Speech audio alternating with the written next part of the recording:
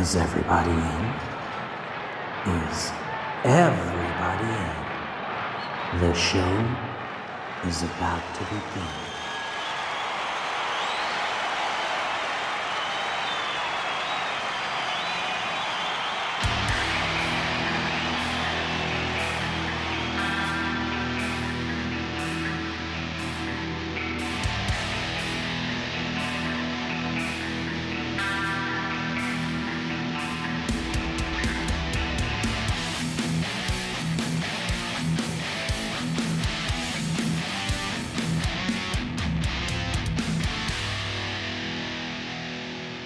Hey guys, welcome to another episode of Concerts That Made Us. I'm your host Brian, and before we get into this week's episode, the answer to last week's music trivia question was of course Queen.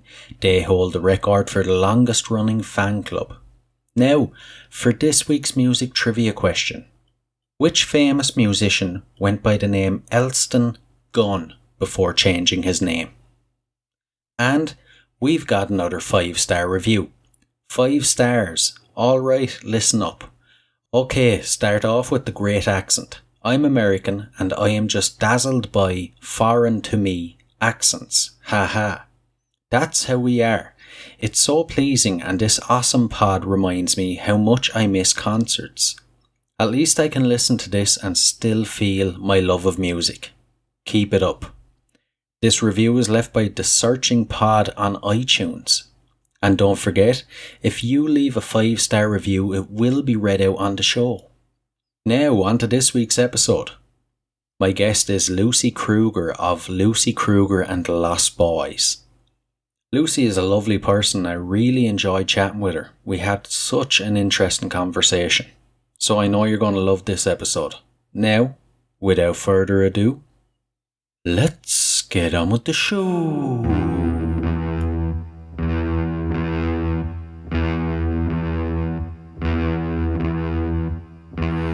Give me all of your nothing to do, and I'll show you all of my nothing to prove.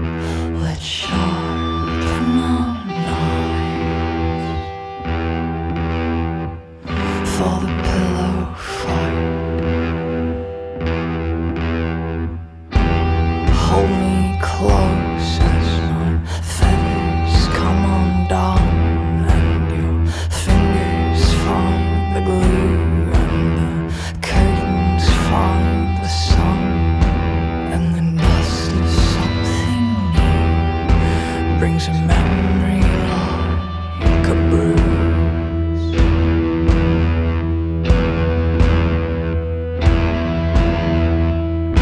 The smallest hurricane has slipped between my lungs. Won't you help me get it out with a blade, a breath, a tongue? Let's suck all the light from the crow of the night. So hold me close as my feathers come undone, and your fingers find the glue, and the curtains find the sun, and the dust of something new brings a memory like a bruise.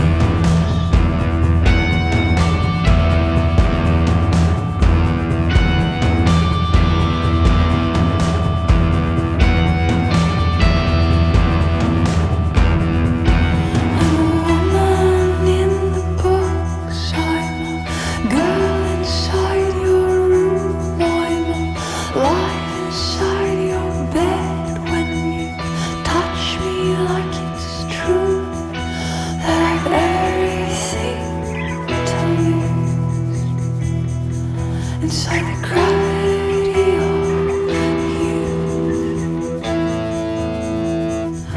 So hold me close as my feathers come undone, and your fingers find the glue, and the curtains find the sun, and the dust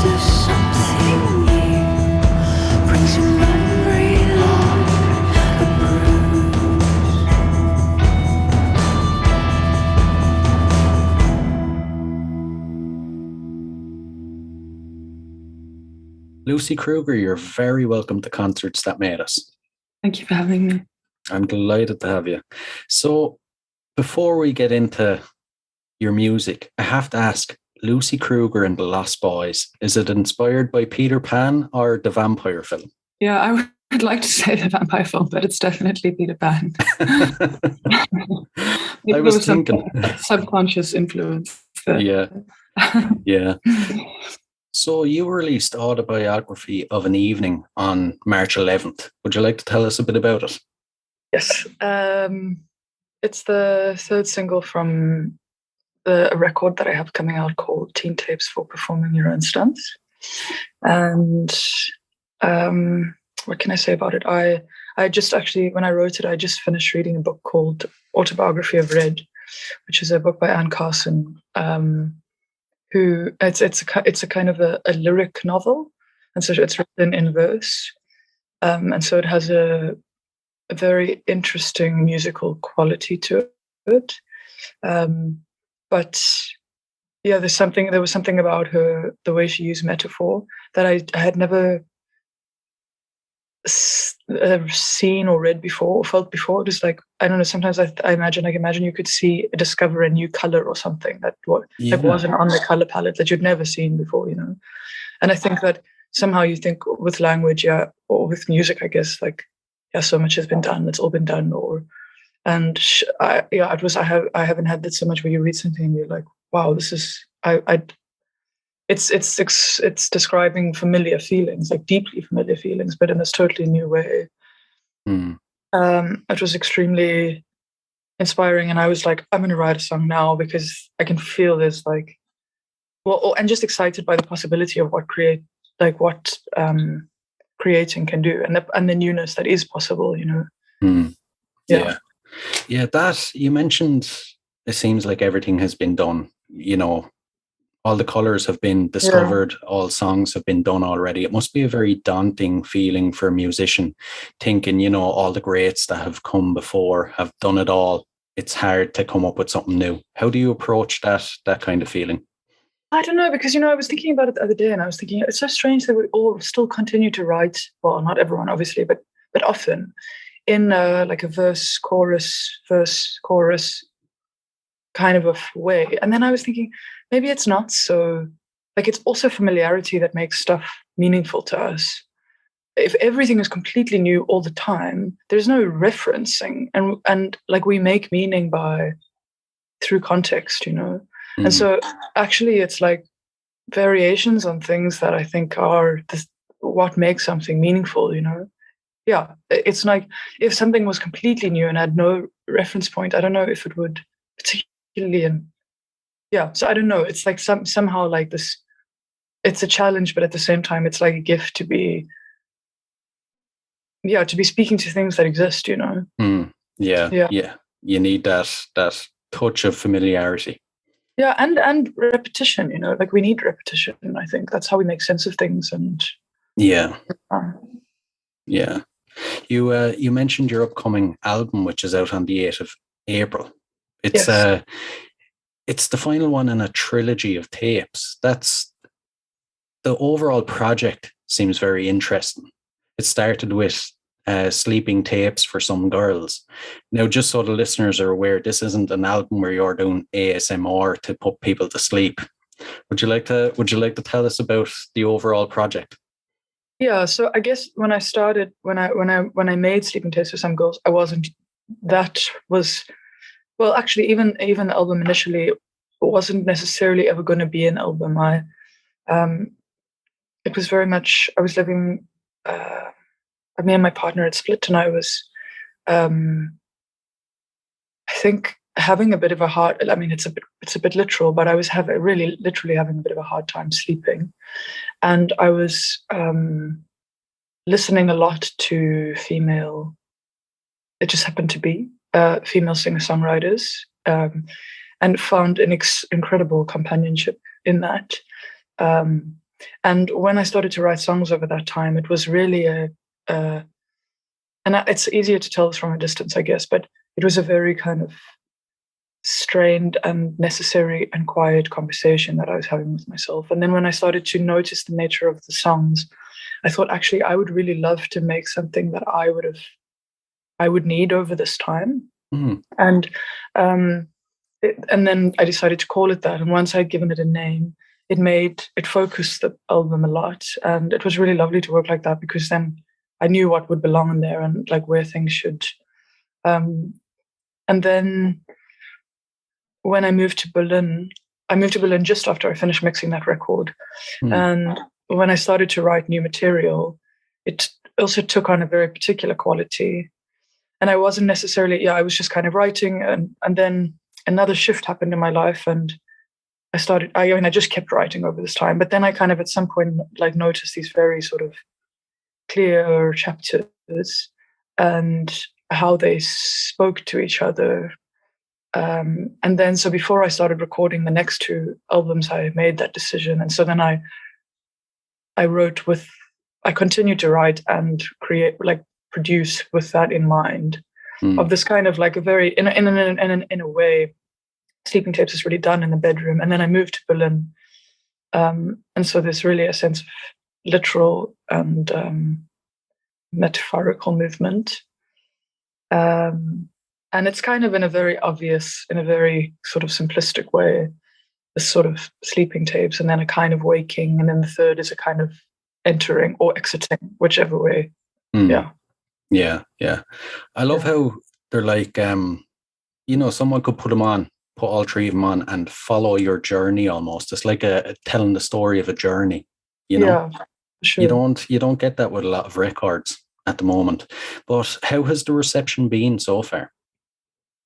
Oh, I find this is always difficult for me. I'm not really sure, to be honest. And I have this strange, people are lovely, and they, I guess what I'm saying is I try not to think about it too much, because I'm going to do what I do regardless, I hope not in a sort of self-centered way of like, this is my, like, I think that it makes the most sense to not allow too much external influence in terms of what you're offering. And what I offer, I mean to offer. It's not like I'm having my own experience, and if someone wants to listen to it, they can. Like, obviously it is a thing of wanting to share, but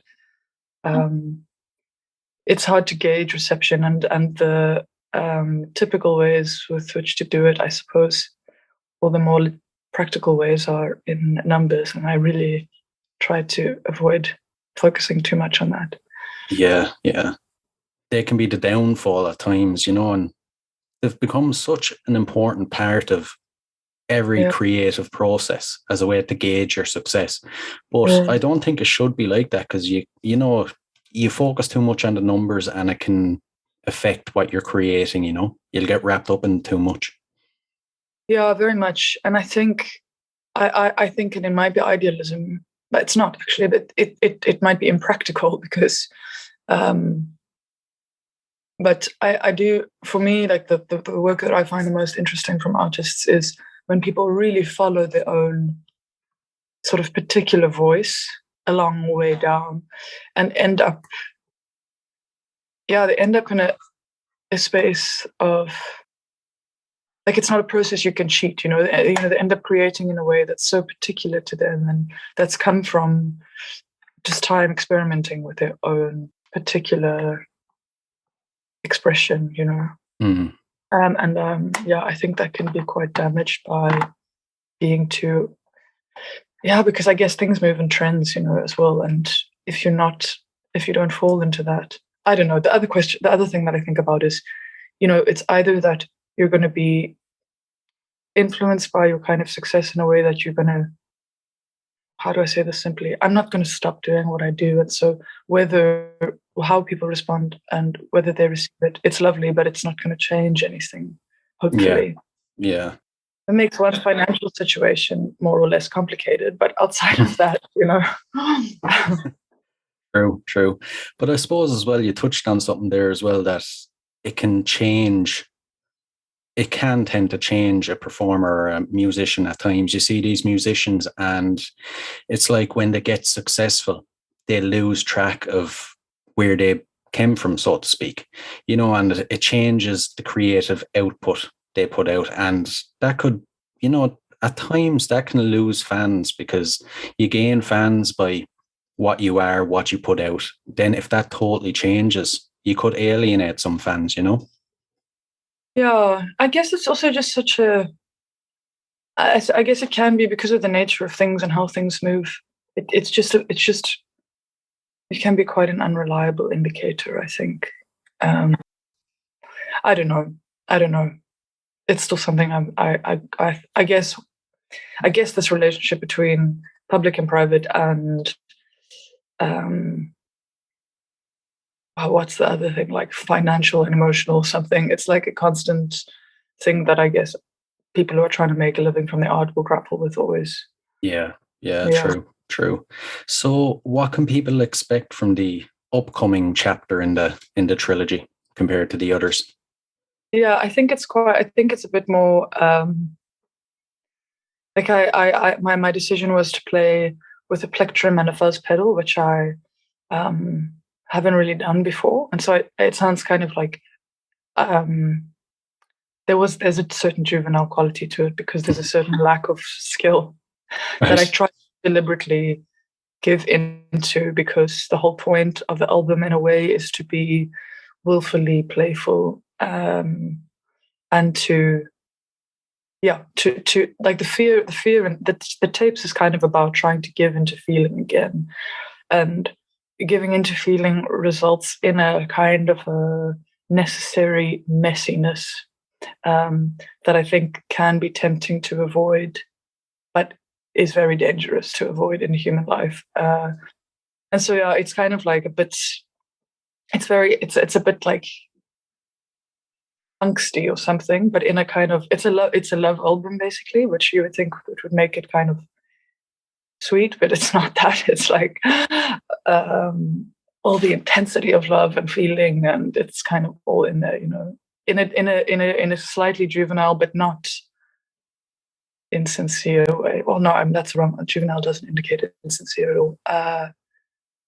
Yeah, it's kind of angsty, but in a very loving way, I think. Right. And would you say you're happy that this is the final one in the trilogy? Is there any chance that you'll revisit it later and add a couple more chapters in? Yeah, I am happy. I am happy it's the final one, in the sense of it's sort of like I was actually my the guy who I engineer with was saying to me the other day, I've kind of gone, it's like Benjamin Button or something, because the Sleeping Tape like this really like introverted kind of older feeling, and then Teen Tapes this kind of like rocking out in my bedroom quality. But it's kind of the point, you know. It's like that regression is not the right word, but some concept of that, like returning is somehow actually progressing, and neither of those words are quite right, but I think the feeling is there. And I had a thought to carry on with the tapes because I had another idea, but then I thought, I think that there's such an immense autobiographical quality to these tapes, which was good and right and necessary, but also quite challenging. I think, like, I was speaking to some friends about it the other day, and it's quite strange to have a project that's Lucy Kruger and the Lost Boys, because you're navigating a sort of artistic identity, but it's also your name, you know, and so that can be quite confusing. And I think that the stuff that I make going forward, who knows? I mean, I think my stuff will always have some autobiographical quality, but less overtly so, I think. Yeah. And I do think it sort of did the job of what I wanted it to do. Like, it was a kind of like purging or something, you know. Yeah. Yeah. And how do you feel about writing so personally? Is it do you find it a bit intrusive, or is it like a release? Are you happy to do it, or would you prefer to take a step back and say, write from a character's point of view? Yeah, I don't know. I think about this so often, and sometimes when I listen to artists speak about it, then I feel like, I'm actually just a very amateur artist for always speaking so personally, because it's sort of like relying on a guttural feeling of like a therapeutic process or something. And then I feel a bit ashamed, like, I should be writing more complex characters that don't just have to come from my like over emotional state or something. But and also another interesting thing is that I don't write, and especially because I write really from the start very much alone, I really don't write with the intention of people listening. Of course, it must be in there somewhere. Like, it's naive to say, I know that I'm going to share these songs, but it's not the strong feeling that's with me. And I think that there's so many different music is kind of interesting in that way, and that there's really different places. And the writing is one thing, and the recording is another thing, and then the performing is another thing. And you don't necessarily think about the performing when you're doing the writing. And so I'm in this particular state. And then when I'm share performing, it's something else, you know. Yeah. And it doesn't feel to me, it's not really, I know that for some people that seems like a very scary thing, but it's not really for me. I don't understand why. It should be. It's quite absurd to like read your diary or sing your diary to, but it doesn't, I don't find it so, especially because I think it's, you know, I guess what makes people afraid, or what can be very scary, is a genuine vulnerability. And I don't think when a feeling is framed in a song, that's a very safe place for me. It would be different if I had to stand up and tell everyone how I felt or something, but I'm singing a song. That's a totally different thing, you know. And I think at the performance stage of things, I've come to think that in a lot of ways, it's like a method of communicating. And the songs are, of course, important, but in some strange way, they're almost secondary to the live, like the act of engagement, you know. And because the song was written from a place of sincerity, and my want to share live is sincere, it is a true thing, but it's very different. I know that some people, I don't, like, if I'm singing the songs live, I'm not necessarily like going back into that exact space. Yeah. You know, so they become something else all the time. And I'm comfortable with that. Like, it brings me a lot of peace, actually. Yeah.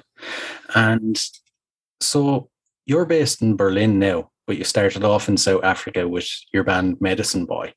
What brought you to Berlin? Well, when André and I from Medicine Boy, when we first, South Africa is a wonderful place.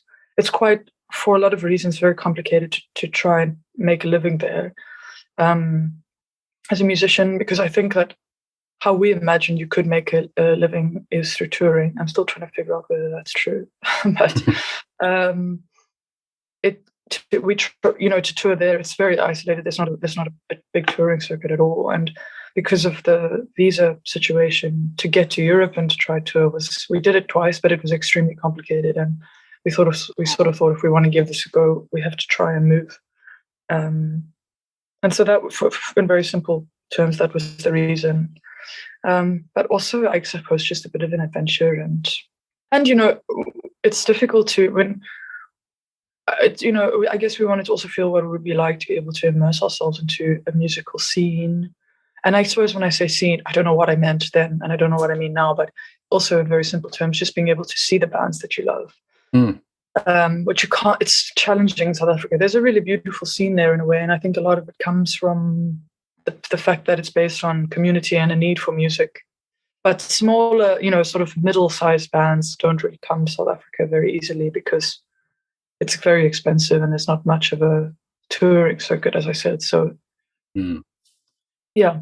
I've actually spoke to some artists from South Africa in the past, and I totally get what you're saying. It doesn't seem like there is a massive scene there for bands, or, you know, especially in the rock genre. So I can totally understand why you would make the leap to go to Berlin, but I've actually never spoke to an artist based in Berlin before. What's the music scene like there now? You know, it's also so hard to speak about it, to be honest, from my perspective, because I've been here almost 3.5 years, maybe close to 4 now. But the last 2.5 have been extremely different landscape to what it was before. And so, in a way, I'm still figuring it out. And I think the first year, it was so extremely overwhelmed that and kind of broke that it was quite hard to. I think I was just sort of trying to survive a little bit in my head, and I didn't improve myself as much as I might have wanted to. But you can see something amazing every night in Berlin. Everybody comes to Berlin. Like it's there's so many shows here going on all the time. There's been over the last years there have been a really nice sort of musical group of friends, but it is also a challenging place in some ways in that it's a very big city and a lot of people are coming in and out. And so I think it can be a bit challenging to form tight-knit communities. Yeah. I'm still figuring it out a bit, and one has to be, I guess, whenever one moves to a new place or ever in life, in order to be involved in things, you have to be a bit brave and you have to be quite willing to play. And I'm still working on it, I think. So I'll have to maybe come back to you about that. Yeah. I suppose you have to be prepared to take the leap. I think it's also, it's so interesting, but I think when I first moved to Cape Town, which was after university, there was a kind of want to like go out and to meet and to like, I was absorbing inspiration from humans in such a clear way. And now I feel, I guess I'm 33 this year, and I somehow feel like I need to or want to, I don't know which, draw inspiration a bit more from not quiet down, but like one can absorb a lot of external influence, but then they need time to sort of integrate it, Yeah. So it's interesting to find that balance, because like I said, there's so much in Berlin. But if you're working on your own sort of ideas or your craft, that also requires some kind of isolation, and that balance is interesting to find in Berlin. Yeah, I'd say that.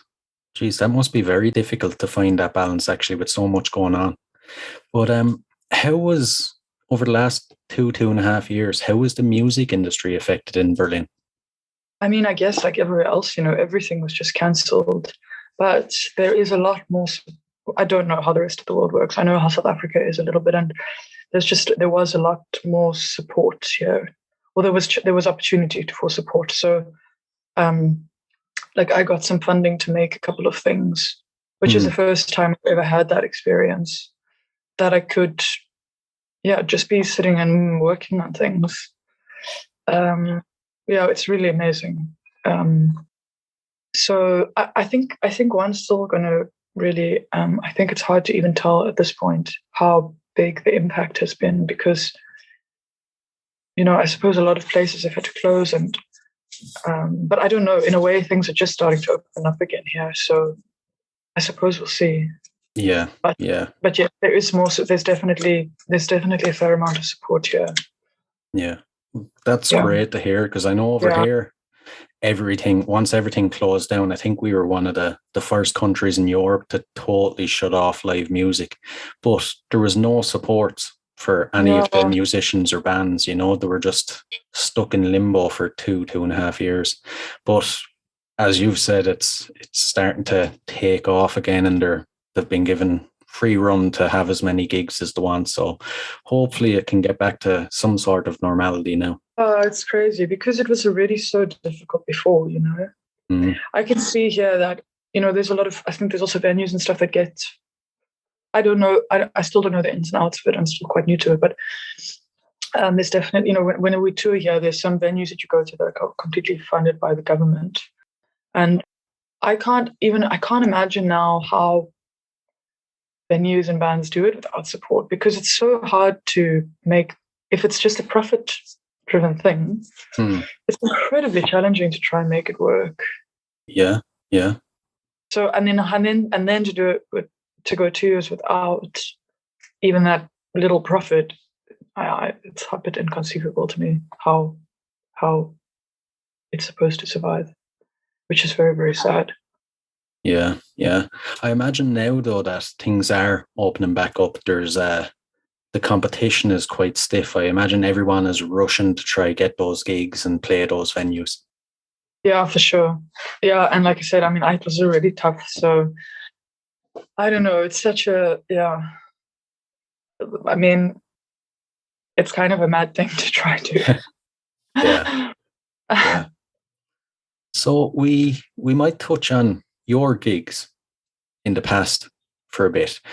What can people expect when they come to see one of your gigs or concerts? I think that I'm not really somebody who feels like the live show really needs to be a representation of the record. Hmm. I really love performing. It's my favorite thing, and it's a little bit terrifying, but in a good way, in a way that says one really cares. I kind of have a bit of a love for the slightly dramatic. Like I kind of go to a concert to feel, you know. Yeah, yeah. And so I kind of want to give that also. And I think that the more that I do it, especially with the Lost Boys stuff, I think for a while my solo stuff was a bit quite down tempo and quite introverted, and maybe it's still that, but in a more externalized way or something. I think the band at the moment, the band that I've built up in Berlin, is really wonderful, and there's a lot of I think there's a lot of play between extremes a little bit. So I think because some of the material is really introverted and really quiet, and the new album, some of it's a bit more loud and a bit more intense. Like I think it's well, what am I saying? I suppose I really have always liked playing quite a bit with silences and very empty spaces. Yeah. But those are mostly quite impactful when there's a contrast, you know. Yeah. Yeah, I think I really enjoy very present and engaging performers, and that's kind of what I hope to be. But it's still, I guess it changes all the time. That's also a kind of a nice thing, I think. I wondered for a while whether it's necessary to try and be specific and shape a performance, but actually, especially because we play in so many different kinds of environments still. Yeah. I guess when a band gets to a certain level, then they can control the spaces that they play in the environments a lot more. But I think we're still at a stage where we are playing a lot of different venues, and it's kind of lovely to let those spaces influence how things happen a bit. So yeah, I think that one could come to two different shows and have two quite different experiences. Brilliant. I love to hear that because for one, I hate going to a gig or a concert and it's just like putting the record on. You know, Yeah, you I also need don't something understand. different. Yeah. Yeah, I also really like it if somehow, and I still would love to push that even further, but when the stakes are quite high, so, you know, you're in a point of tension that's not unpleasant, but you're slightly, like you can tell that something could happen that wasn't planned, you know. It keeps you a bit more, yeah, and somehow it also pulls you into a level of responsibility, you know, because if you can tell that the atmosphere is shifting the room, you as an audience member are contributing to that, you know, in the way that you're giving or the way that you're interacting, and then something can really happen in a room, you know. Yeah. Yeah. It becomes much more than a gig. It's more of an experience for all involved. Exactly, which I really love. Mm-hmm. Yeah. Can you cast your memory back to the very first gig you ever played and tell us a bit about that? Wow. You know, it was probably, but I wouldn't be able to be too specific now because I can't remember. I have a terrible memory, which makes me so sad. Really, it does. Maybe it's a good thing, but I started playing guitar when I was 16 or 17, and there used to be a guitar club in Johannesburg where I grew up, And I think they would have like 4 acts a night where you would play 2 songs or something. And Yeah. my sister-in-law, who wasn't my sister-in-law at that time, she had started playing. And I can remember her, I'm just going to jump around a bit now, but I can remember her once we were on holiday and she was playing, what's the, don't it always seem to go that you don't know? Regular Taxi by Joni Mitchell. And she's got such a beautiful voice and she's got such a, but seeing her being able to share that casually in this room and transform the space and offer something so specific to her was so extremely moving for me. And I was like, I want to do that, you know, because I think I'd always been involved in like school performances and choirs, but there's a different thing, you know, where you really offering this experience just so simply or something. Mm-hmm. Anyway, and she used to perform there, and so I'm pretty sure that by the time that I had gotten to a point where I could sort of string something together, I probably played there, because I played there a couple of times, and I can remember. Yeah, I'm trying to remember exactly how it felt. I imagine quite liberating to, and also because I think as soon as I could play even a little bit, I started writing my own songs. Oh, yeah. I mean, pretty terrible, I'm sure, but that I can remember and imagine that was very exciting, you know, to be able to make something, and share that. Yeah. If you had to pick one overall, is there a gig that stands out as the best experience you've had? I mean, the one that comes to mind now is, it comes to mind for a number of reasons, but probably because it was the most, I gave it a lot of power even before it happened and afterwards in tribute to the memory. And so it was documented in a way, in a very severe way, which is probably why I have to think of it now. But there were lots of others, of course, but Medicine Boy, we're a band for about 5 years. And then at some point we decided actually we needed to stop the band because I think both of us felt like we were inhibiting each other more than we were expanding. But André, my bandmate in Medicine Boy, he was part of a collective called Psych Night in South Africa, and they organized this festival. They started this collective called Psych Night, and they used to bring down smaller, like psychedelic and alternative bands, which was a really big deal in South Africa, and it really brought together a very strong community. And then they started to do this festival, which called Endless Days, which was on the coast in Cape Town. And they would bring down a few international acts, but a lot of local acts. And it was a really, really amazing festival. And I guess it was really our community in a way. And we had played all of them. And then we decided we would have our final show there. And invited a lot of friends to come and play with us. And I can remember before thinking, because I can get so like, I want to get the performance right, and I want to that you kind of forget to have fun or something. Yeah. And I was so determined. I was like, there are all these amazing people around us, and the engineers were people that we had worked with for ages. They were really on board, and the audience was mostly people that we knew who kind of had been part of this whole journey, and just surrounded by it's like when you go to a birthday party or a funeral or something, and everyone knows that the focus, there's like a letting go of certain things and a sort of focus on something good and something powerful, and like a celebration.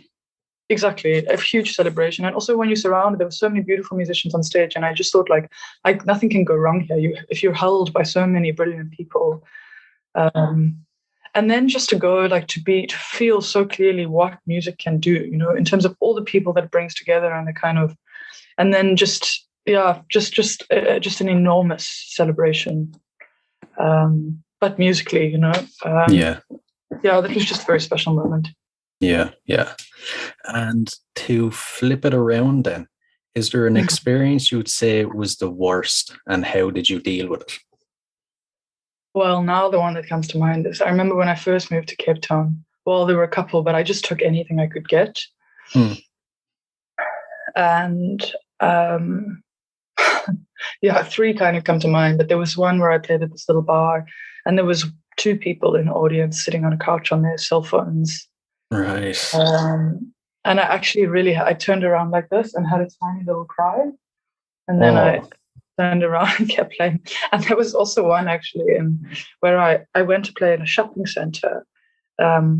This sort of clothing brand had said, will you come play? And I thought it would just be a little set in the shop. I mean, now I know that's completely absurd, but I arrived at the shopping center and I took my guitar in. And when I got there, there was no it's just this little clothing shop, and there was no amplification or anything. And I sing extremely softly.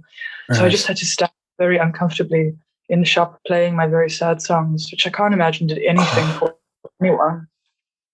And then when I had to leave, I couldn't find my car because I'm very forgetful, and I'd been on the phone when I arrived, and so I hadn't noted where I was.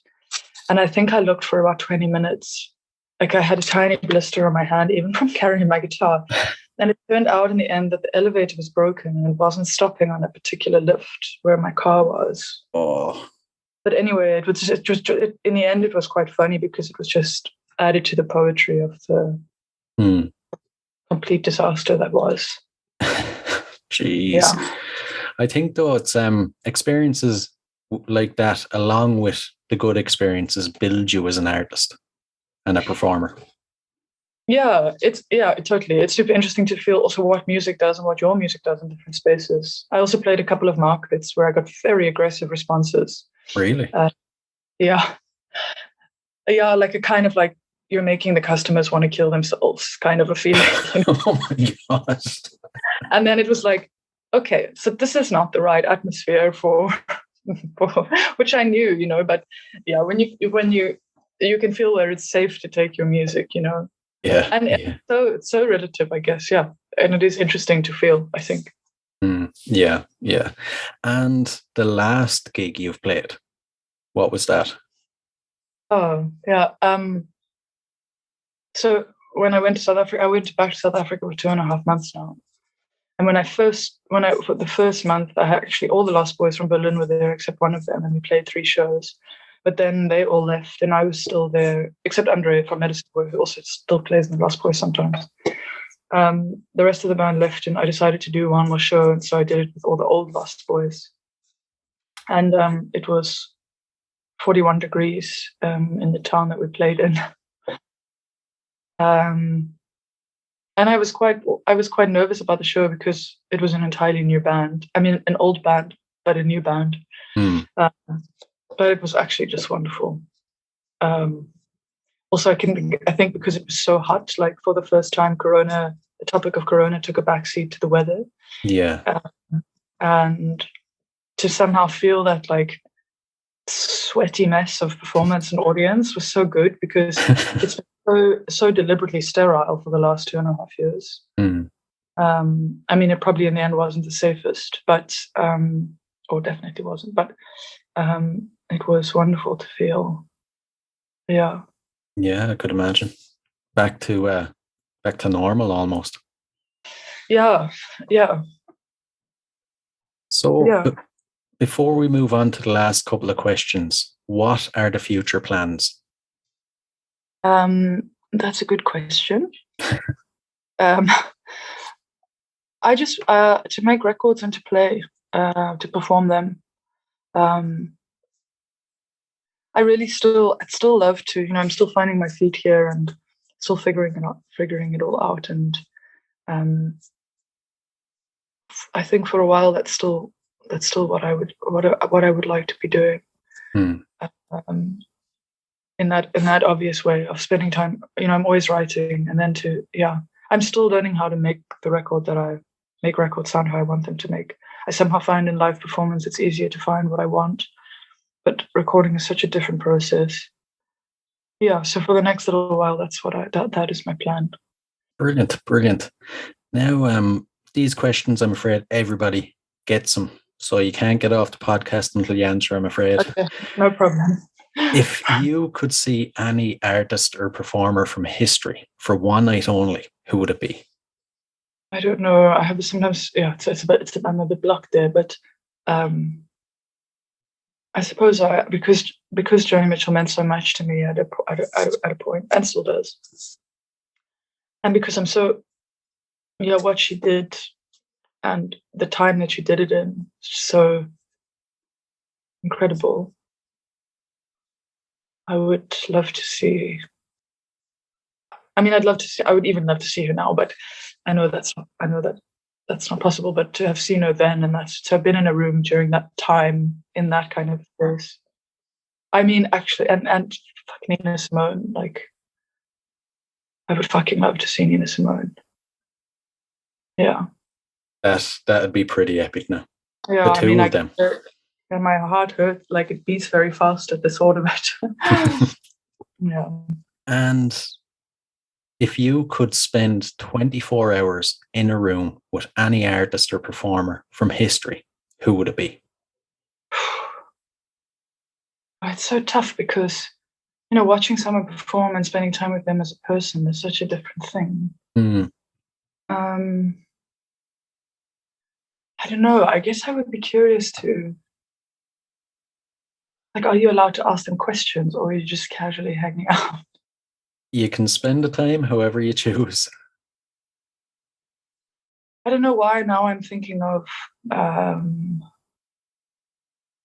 I feel a bit silly saying this because but I now have to, maybe because I was looking at her stuff yesterday, but like somebody like Pina Bausch, she's a theatre maker.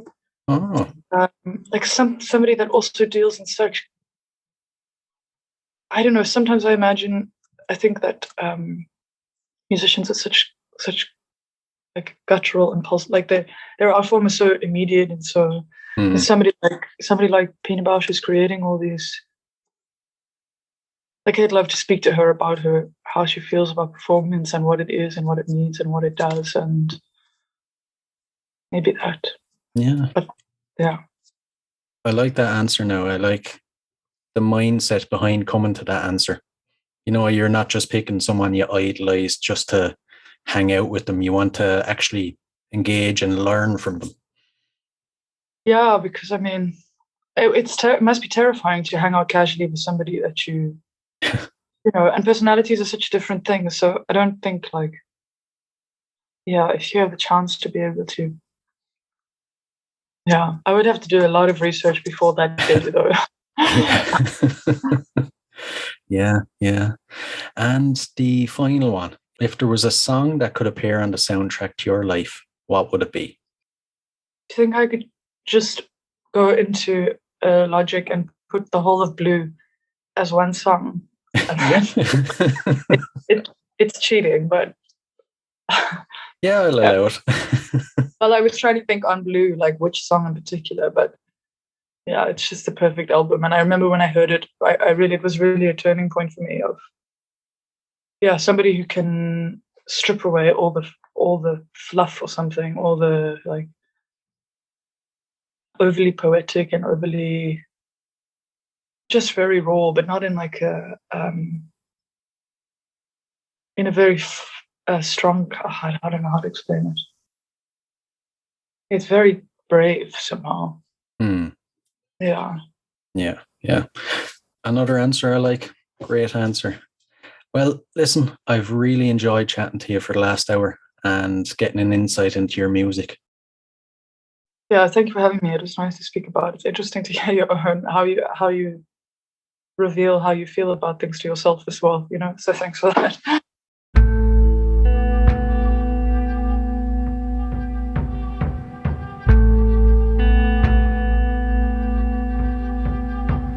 It's not like a fall.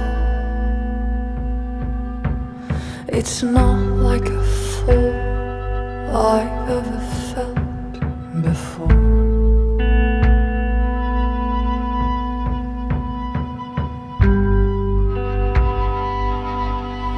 I landed soft like a seed that was always going to be shaped by your hands. Oh man, I give you all of my plans in the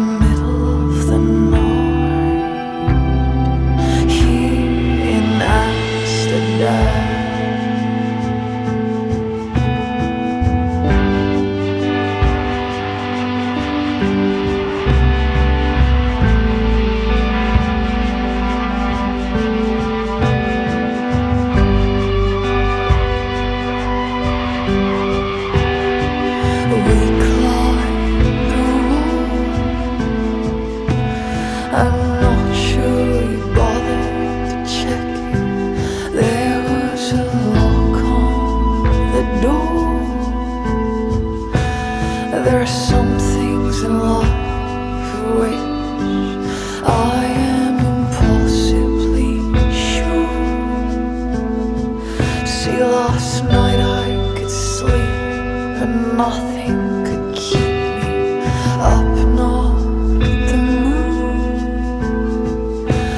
But tonight, fuck, look at you, you're soft as the blue. You feel just before you lose the thing that you love.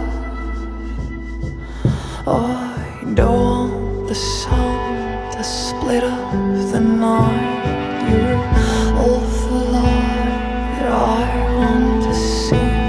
You're all of the light that I'll ever need. Oh, no man, I give you all of my plans in the middle of the night here in Amsterdam.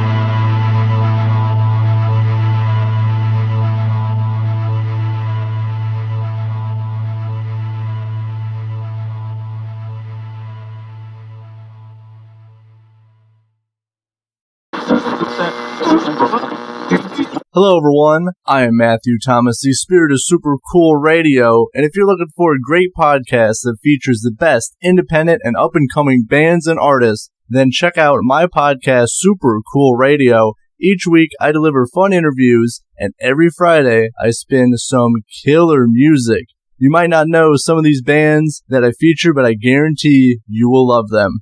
Check out Super Cool Radio on YouTube, Rumble, Anchor, Spotify, iTunes, or the streaming platform of your choice. Tune in and rock out!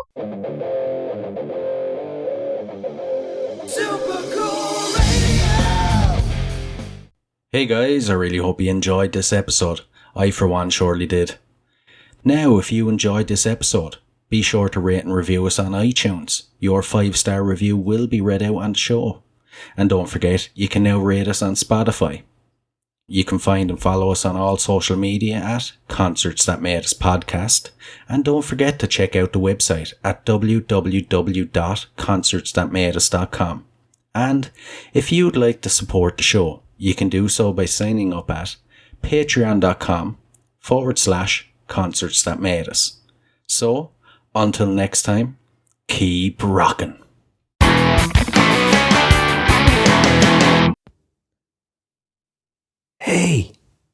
Hey, what are you guys still doing here? The show's over. It's over. You can go home. Go on. We'll see you next time. We'll be here. Bye.